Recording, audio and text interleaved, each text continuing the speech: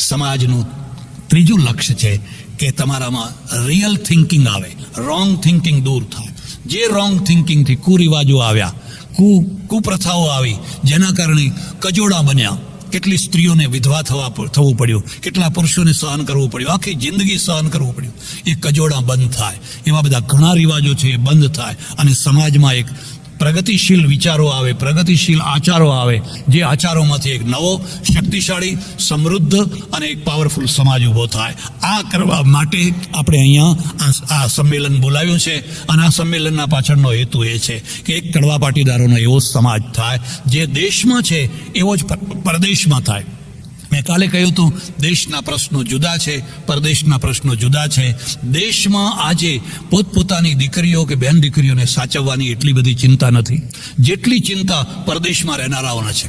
લંડનમાં હું એક જગ્યાએ પ્રવચન કરવા જતો હતો અને દરવાજા ઉપર એક માણસ આવ્યો અને માણસે આવીને મને કહ્યું, સ્વામીજી, અમારો સળગતો પ્રશ્ન છે, 10,000 દીકરીઓને પાકિસ્તાનીઓ લઈ ગયા છે, પાકિસ્તાનીઓ લઈ જાય છે અને અમારે તો કાળા આંસુએ રડવું પડે છે, કારણ કે આબરૂ છે એ અહીંયા છે અને મોઢું બતાવવાને લાયક નથી રહેતા અને પેલા ટાર્ગેટ કરે છે, શિકાર કરે છે.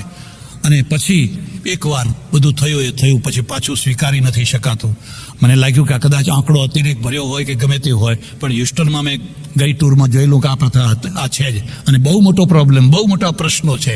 અને એ પ્રશ્નોને કેવી રીતે પહોંચી વળવા, કેવી રીતે એનો નિકાલ લાવવો અને કેમ કરી અને આપણા સમાજનો એક પણ કાંગરો ન ખરે, એક પણ ઈંટ ના તૂટે, એને લૂણો ના લાગે અને મજબૂત ને મજબૂત અડીખમ ઊભો રહે. બીજા સમાજોને પણ પ્રેરણા મળે કે ભાઈ સમાજ બનાવવો હોય તો આ કડવા પાટીદારોની પાસેથી શિક્ષણ લો અને એમની પાસેથી શીખો.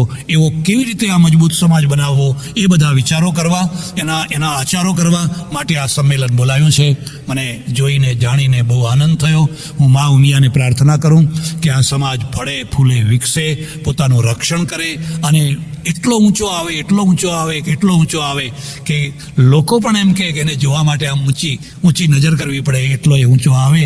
એવી મા ઉમિયાને, પરમેશ્વરને પ્રાર્થના.